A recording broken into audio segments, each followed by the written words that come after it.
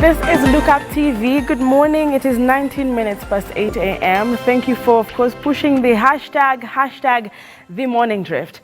A lot of you who have been following the show from last week do know that we give much more of the entertainment, insight, awareness, and also some very, very important issues are discussed on this segment that I'm about to introduce to you, the big conversation. Why do we say it's the big conversation? Because number one, it is important that we have these discussions among ourselves so that Kenyans are also able to have a voice, because once you talk to us on our feedback, we realize that there are perspectives out there that need to be honored, that need to be heard. And when we give our perspectives as well, of course, when my experts give their perspectives here as well, some of you relate with them. And when these voices become one, then we can have a beautiful country. So please talk to us on our social media platform at Look Up TV on Twitter, Look Up TV, of course, on Facebook, where we're streaming live. And today we want to talk about, on our big conversation, the family succession. Today we are honoring the senior citizens, so we want to understand certain issues that concern the big conversations, of course, the senior citizens. So tell your grandparents and your parents and elderly friends to wake up and let us know what they need us to discuss when it comes to the senior citizens. Now, on the set with me are my guests today. They look very ready to talk about current issues, because we also touch on what's trending. And I know Kenyans are looking at the state address. It's trending. But before we do that, I'd like to always tell my guests to relate and converse with the viewer as we begin, familiarize with them before I bring a longer profile. Please, Mr. Advocate, start off for us. Just introduce yourself. Thank you very much. Thank you for having me. My name is Anthony Odek. I'm an advocate of the High Court and currently practicing law in my own practice, my own law firm in Nairobi. Thank you for having me. Thank you. Thank you for creating time. We're looking forward to your sentiments. Karibu sir. I was about to introduce you as well. Oh yes, please do. I know some may be waiting to hear your name. And thank you so much for inviting us over. And good morning, viewers. I'm Justus Juma. Currently, I'm the party leader, Justice and Freedom Party. I know most of you have seen us on your TV, but today we are under the host of Her Majesty, so she will direct us on the issues that we'll dwell on. But my portfolio, I know some of us have seen us as among the aspiring presidential candidates as well. Yes. And there's much more to talk about in those areas. And yes, here we are today. Let's get the show rolling. I wanted you to say all these things by yourselves, because I know a lot of them were saying, but we know that he's aspiring to be president. Oh yes, yes. Oh yes, look for your president, the fifth. Okay, now let's start just straight into, we want to go into the big conversation, but before we go into that, now there is something that has gotten Kenyans, reacting in different ways, and hearing your perspectives, even before we get into the big conversation, is very important, and that is the State of the Nation address. Some, of course, would say, and of course, most people know it is the second last state of address of our now sitting President Uhuru Kenyatta. And he said a lot of things that topped his address, some economical, some healthcare, and Kenyans felt for some reason when you say that our economy was doing well when COVID was at its peak, it was a bit of conflicting, reactions there. I do not know what you have to say about that one as we start, because the address has a lot of things, but that really topped the reactions. I don't know what your sentiments are. Actually, those are the dangers of capitalism. Because when you look at the socio-economic impact of the economic growth, it leaves citizens wondering whether what is being said, is it really the Kenya we're living in, which type of Kenya is that? Because the guy looked so jovial and very happy regarding the economic performance and improvement, which to me was very shocking to know that is revealing that Kenya collected more tax during pandemic than before, when businesses were closed, when people were at home. So you're wondering the magic that KRA adopted this time around. And Swahili says, Mugala muhue na haki umpe. There are areas where, yes, we can appreciate and say yes on the roads and infrastructure, factually. Yes. You give that to him. We can talk about the lighting and the electricity, those ones you give to them. And the big question as we give this to them would be in what comparison?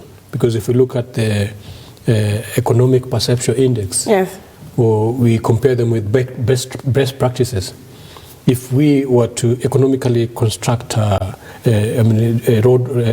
infrastructure, or even if it's railways, or even electricity network, what would we measure with, and then what cost, and what were the economic impact that those other best practices had? Because you can't just compare yourself in utopia, and so he's ranking himself sixth best within Africa. You're saying he's ranking himself? Well, of course, we need supporting facts when we're talking about best practices, because there has been serious challenge in terms of the cost of infrastructure. If you value in comparison to best practices, even within the region in East Africa, where we have in Tanzania, we have in Ethiopia, also actually constructing the same standard gauge railways, and probably longer distance than Kenya, and maybe a better version than the Kenyan one. And you realize that Kenyan one is much more, or twice, actually, if you compare to Tanzania, it's 3 times expensive. If you compare to Ethiopia, it's 2 times expensive. So what informed this? And maybe that is why the people at the top may be feeling good, because there's a lot of goodies around them and they feel rich. And they think that things are good, where the actual mwananchi is closing shop, is closing businesses. Actually, they're moving from city to oshagos. Some are even committing suicide. Families are falling apart. So the reality on the ground, when they're talking about socio-economic impact, vis-a-vis what the capitalists or those who are on top of the pyramid feels, seems to really be contradictory. And these are the things that are actually exposing the Kenya we do not want. The Kenya we want is a Kenya where, as the Constitution envisage it, because the sovereign authority belongs to the people. The people just delegate this sovereign authority. All right. And once you have authority, actually you are the first person who should feel good, not the person you delegated to.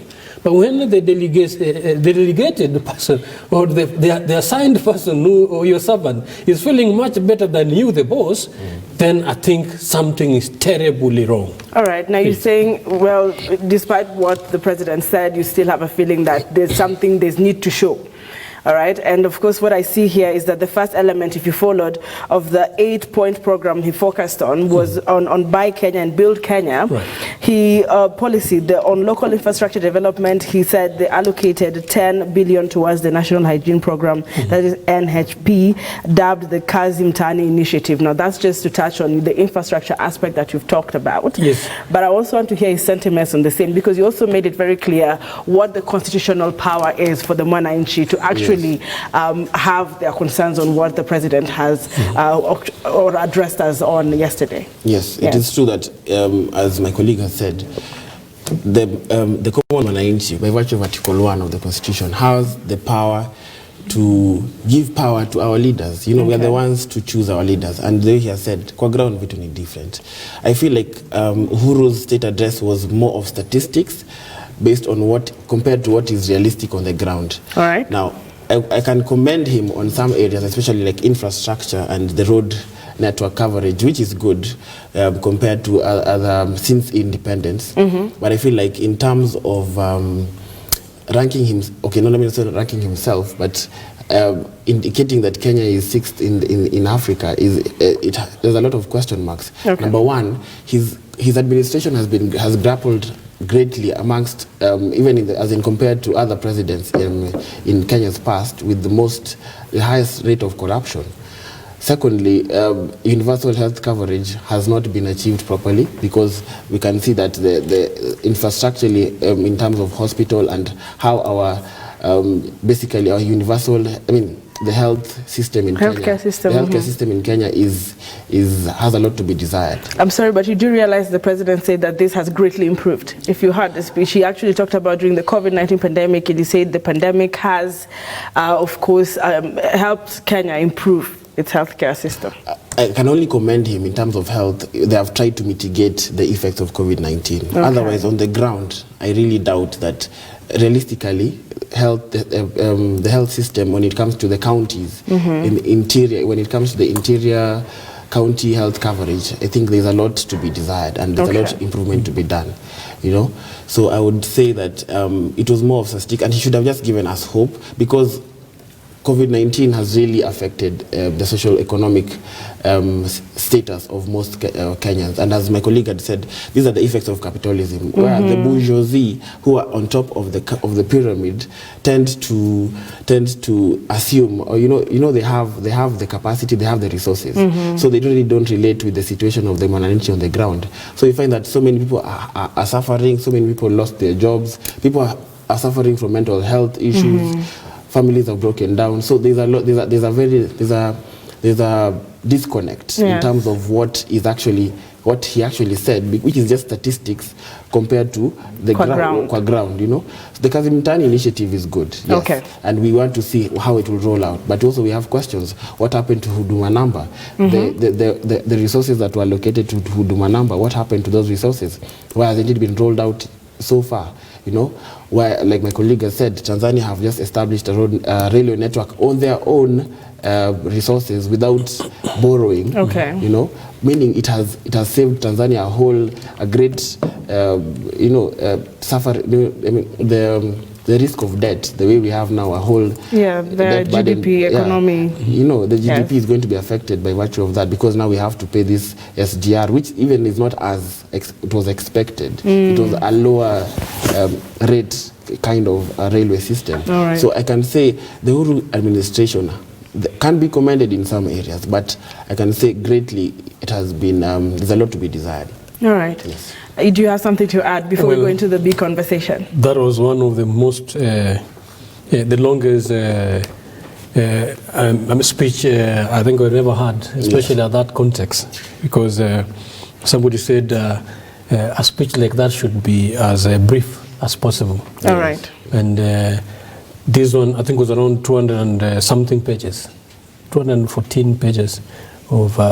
it was 2 hours. I think even he got bored in the process.